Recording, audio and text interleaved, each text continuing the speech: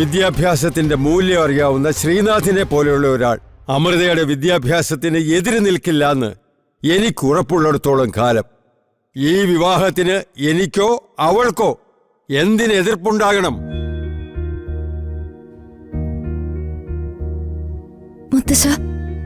മുത്തശ്ശൻ എന്നോട് ക്ഷമിക്കണം. എനിക്ക് ഒരബദ്ധം പറ്റിപ്പോയതാ. മുത്തശ്ശൻ പറഞ്ഞതാ ശരി. ശ്രീയേട്ടനോട് ഞാൻ ഈ കാര്യങ്ങൾ പറയുന്നതിന് മുൻപ് കൃത്യമായിട്ട് കാര്യങ്ങൾ അന്വേഷിക്കണമായിരുന്നു. പക്ഷെ ഞാനത് ചെയ്തില്ല.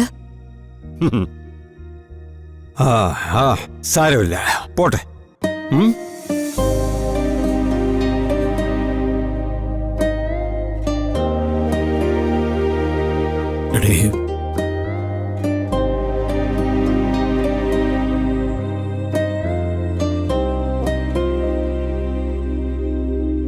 ഇതാ സംഭവിച്ചത്.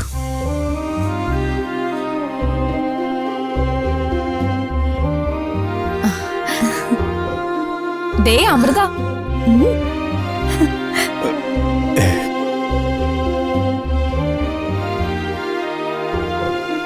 ഓളെ അമ്മു ഇവിടെ വാ.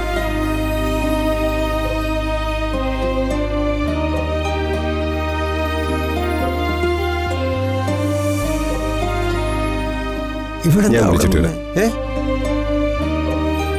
മോളെ, നീ ചില കാര്യങ്ങൾക്ക് ക്ലാരിറ്റി കൊടുക്കാനുണ്ട്. അതിനാ മുത്തച്ഛൻ വിളിച്ച്. വാ വാ മോളെ, നടക്ക്.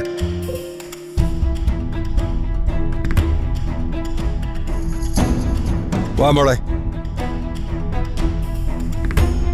ഞാൻ പറഞ്ഞ കാര്യങ്ങളിൽ എന്തെങ്കിലും സംശയമുള്ളവർക്ക് അമ്മുവിനോട് നേരിട്ട് ചോദിക്കാം.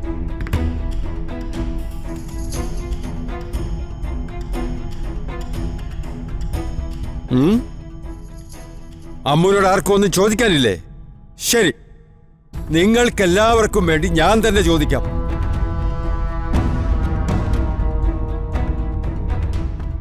ഞാൻ പറഞ്ഞതിൽ എന്തെങ്കിലും മാറ്റമുണ്ടോ എന്ന് നിങ്ങൾക്കും അറിയണമല്ലോ, വേണ്ടേ? മോളെ അമ്മു, വിവാഹത്തോടെ പഠനം അവസാനിപ്പിക്കേണ്ടി വരുമെന്നായിരുന്നല്ലോ നിന്റെ ഭയം. നിന്റെ ആഗ്രഹങ്ങൾക്കൊന്നും എതിര് നിൽക്കുന്ന ഒരാളല്ല ശ്രീനാഥ്.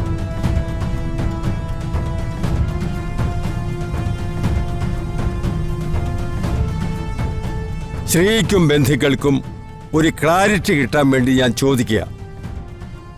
ശ്രീനാഥുമായിട്ടുള്ള ഈ വിവാഹത്തിന് നിനക്കെന്തെങ്കിലും സമ്മതക്കുറവുണ്ടോ?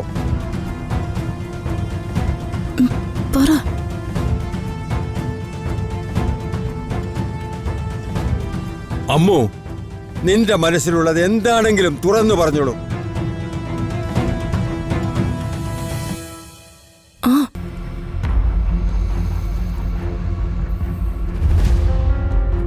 അമ്മു,